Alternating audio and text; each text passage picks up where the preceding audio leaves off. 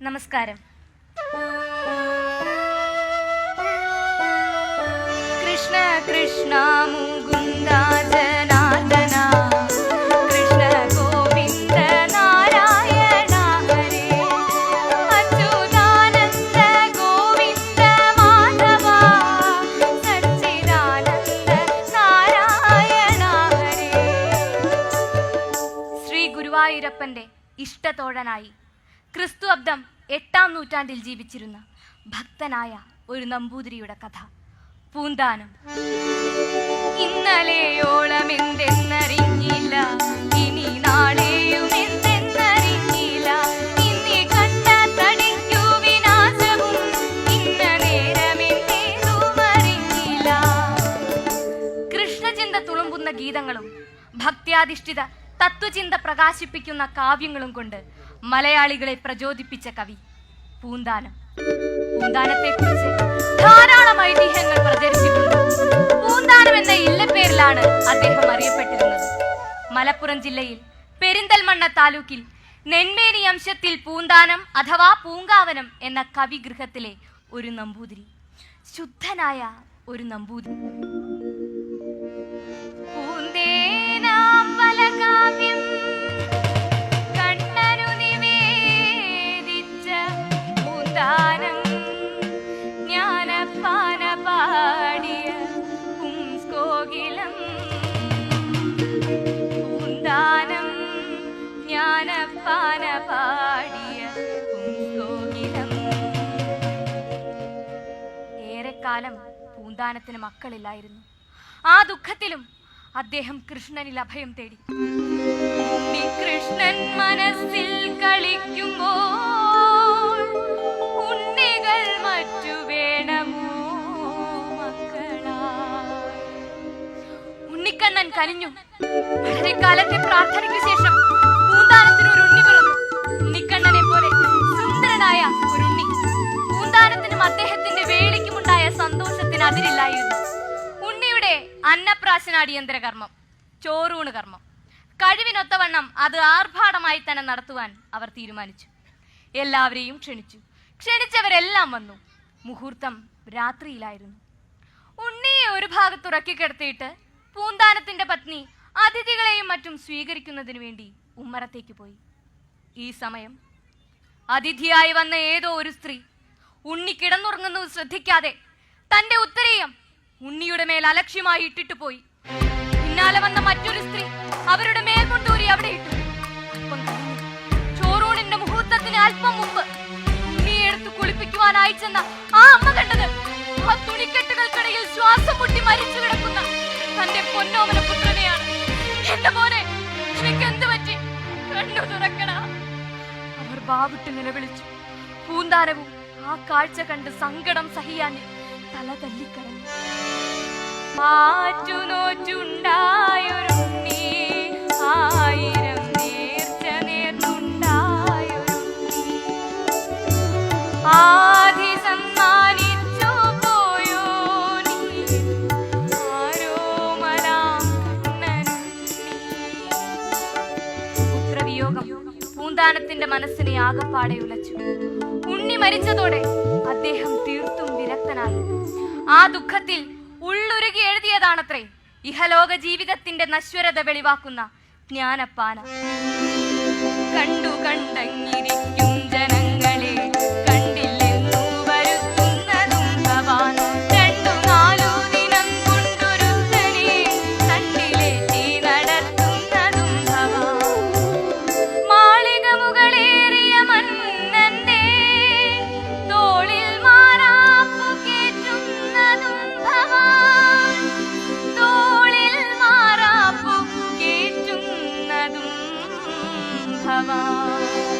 കൃഷ്ണ കൃഷ്ണ മുകുന്ദ ജനാർദ്ദന, കൃഷ്ണ ഗോവിന്ദ നാരായണ ഹരേ. അത്യന്തം ദുസ്സഹങ്ങളായ വ്യസനങ്ങൾ നേരിടുന്ന കാലങ്ങളിൽ ജ്ഞാനം മനസ്സിന് സമാധാനമുണ്ടാകുമത്രേ.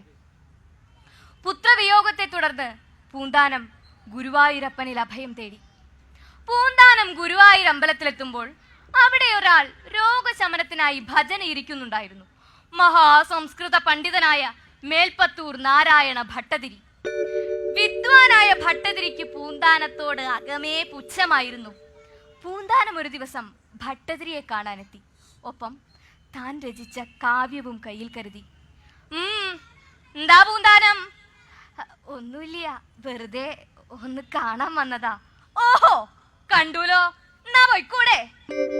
അല്ല, ഒരു കാര്യം ഉണ്ടായിരുന്നു. എന്താത്?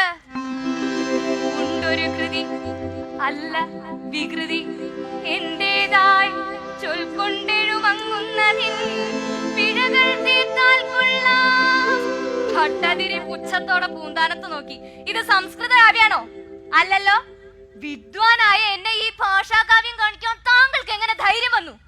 അതുമല്ല, വിഭക്തി അറിയാത്ത നിങ്ങൾ എഴുതിയതൊക്കെ അബദ്ധവുമായിരിക്കും. കൊണ്ടുപോയി വല്ല ഭാഷാകവികളെയും കാണിക്കേ. ക്രൂരമായ പരിഹാസവാക്കുകൾ കേട്ട് ഹൃദയം തകർന്നു പോയ പൂന്താനം ആ കൃഷ്ണ സന്നിധിയിൽ നിന്ന് പൊട്ടിക്കരഞ്ഞുപോയി. പെട്ടെന്ന് ഒരു പൊട്ടിക്കരച്ചിൽ. പൂന്താനം തിരിഞ്ഞു നോക്കുമ്പോൾ കൃഷ്ണ, ഹരേ കൃഷ്ണ! ഇരു കാലുകളിൽ പിടിച്ച് വേദന സഹിക്കാതെ ഭട്ടതിരി പൊട്ടിക്കരയുന്നു. ശമിച്ചിരുന്ന വാതരോഗം കലശലായി. അപ്പോൾ അവിടെ യഥാ ഒരു ദിവ്യപ്രകാശം, ഒരശരീരി. കേളിയേറിന മേൽപ്പത്തൂരിന്റെ വിഭക്തിയെ കാളിക, പൂന്താനത്തിൻ ഭക്തിയാണെനിക്കിഷ്ടം. കൃഷ്ണന്റെ സ്വരം. പാണ്ഡിത്യ ഗർവ്വപൂണ്ട ഭട്ടതിരി, എത്രയും പെട്ടെന്ന് ഈ ഭാഷാ കവിയുടെ സങ്കടം തീർക്ക, എന്നാലേ ഈ വാതരോഗം ശമിക്കൂ. പൂന്താനത്തോടുള്ള ദൈവപ്രീതി കേട്ട് ഭട്ടതിരി അന്തം പെട്ടു. പൂന്താനത്തിന്റെ കാലു പിടിച്ച് മാപ്പ് അപേക്ഷിച്ചു. ആ ഭാഷാ കാവ്യം വായിച്ച് ഭട്ടതിരി പ്രശംസിച്ചു. പൂന്താനത്തെ അപമാനിക്കുന്നത് ഗുരുവായൂരപ്പൻ സഹിക്കില്ല. അത്രയ്ക്കാണ് ആ ഭക്തനോടുള്ള പ്രേമം.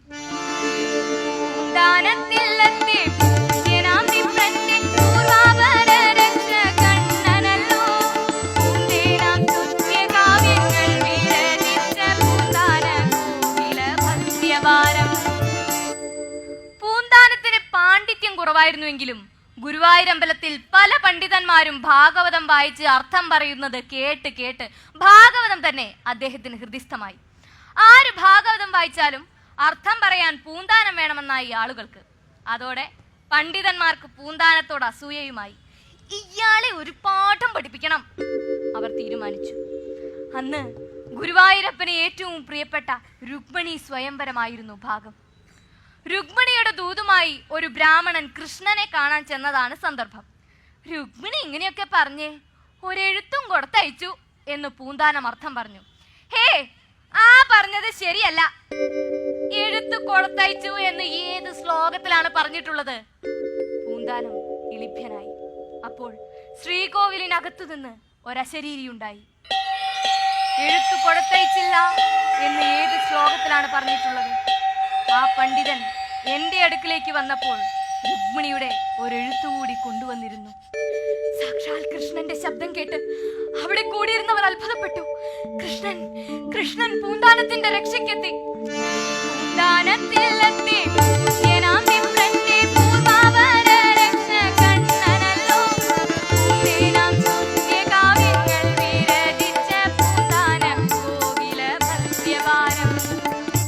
പൂന്താനത്തിന്റെ ഖ്യാതി നാടെങ്ങും പരന്നു.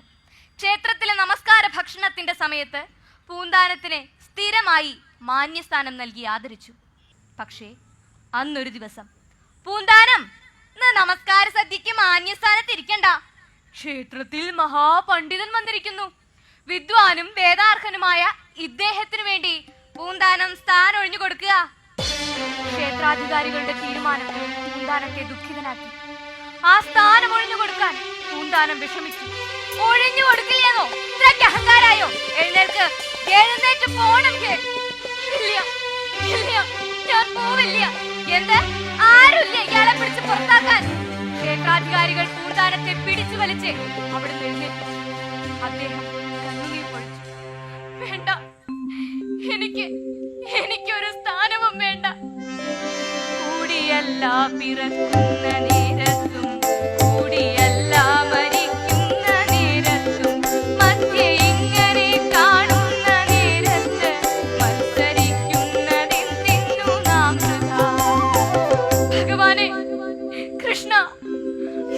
ഗുരുവായൂരപ്പ, ഞാൻ ഇവിടെ ഇരിക്കാൻ അർഹനല്ലെന്ന് ഞാൻ പോടൂ. അപ്പോൾ ശ്രീകോവിലിനകത്തു നിന്ന് ഒരശരീരിയുണ്ടായി. ഈ ദുഷ്ട സംസർഗം വേണ്ടൊഴിച്ചിടുക, ഈ സഹവാസം ത്യജിക്കാനൊരുങ്ങുക. പൂന്താനം, ഇനി ഇവിടെ വരികയും ഈ ദുഷ്ടന്മാരുടെ അടുക്കൽ താമസിക്കുകയും വേണ്ട. എന്നെ കാണണമെന്ന് തോന്നുമ്പോൾ ഞാൻ പൂന്താനത്തിന്റെ ഇല്ലത്ത് വന്ന് കണ്ടുകൊള്ളാം. പൂന്താനം ഇത് കേട്ട് സന്തോഷിച്ച് ഭഗവാനെ താണു വണങ്ങി തന്റെ ഇല്ലത്തേക്ക് പോയി. ഇല്ലത്തെത്തി അല്പനേരം കഴിഞ്ഞപ്പോൾ തന്നെ ഭഗവാൻ കൃഷ്ണൻ അവിടേക്ക് എഴുന്നള്ളി. പൂന്താനം, നീ ഇവിടെ ഇരുന്ന് എന്നെ സേവിച്ചാൽ മതി. എന്റെ സാന്നിധ്യം എപ്പോഴും ഇവിടെ ഉണ്ടായിരിക്കും. ഭഗവാനെ, കൃഷ്ണ, ഗുരുവായൂരപ്പ, ഭക്തവത്സല, ഈ കാരുണ്യത്തിന് ഞാൻ എന്തു സുകൃതമാണ് ചെയ്തത്. പൂന്താനം സാഷ്ടാംഗം പ്രണാമം ചെയ്തു. കണ്ണു തുറന്നു നോക്കുമ്പോൾ ഭഗവാൻ അപ്രത്യക്ഷനായി. കൃഷ്ണ കൃഷ്ണ മുകുന്ദ ജനാർദ്ദന, കൃഷ്ണ ഗോവിന്ദ നാരായണ ഹരേ, അച്യുതാനന്ദ ഗോവിന്ദ മാധവ, സച്ചിദാനന്ദ നാരായണ ഹരേ. ഭഗവാനെ കണ്ട സ്ഥലത്ത് പൂന്താനം ഒരു കൃഷ്ണ വിഗ്രഹം പ്രതിഷ്ഠിച്ച് ശ്രീകോവിൽ പണിതു. അവിടെ നിത്യവും പൂജയും നിവേദ്യവും അർപ്പിച്ചു. ആ സ്ഥലം പൂന്താനം ഇരുന്നതിന്റെ ഇടതുവശത്തായതിനാൽ അതിന് ഇടതുപുറത്തമ്പലം എന്ന് പേരിട്ടു. ആ അമ്പലവും പൂന്താനം പൂജിച്ച വിഗ്രഹവും ഇന്നും അവിടെയുണ്ട്. പിന്നീട് ഭഗവത് കാരുണ്യത്താൽ പൂന്താനത്തിന് ദീർഘായുസ്സോടു കൂടിയ സന്താനങ്ങൾ ഉണ്ടാവുകയും വളരെ കാലം അർദ്ധപുത്രമിത്രാദികളോടൊത്ത് സുഖ സമൃദ്ധിയോടെ ജീവിക്കുകയും ചെയ്തു. ഒടുവിൽ പൂന്തേനാകുന്ന കാവ്യങ്ങൾ ഗുരുവായൂരപ്പന്റെ തൃച്ചേവടയിൽ അർപ്പിച്ച ആ പുംസ്കോകിലത്തെ ഭഗവാൻ ഉടലോടെ സ്വർഗത്തിലേക്ക് കൊണ്ടുപോയി. ഇന്നലെയോളമെന്ന്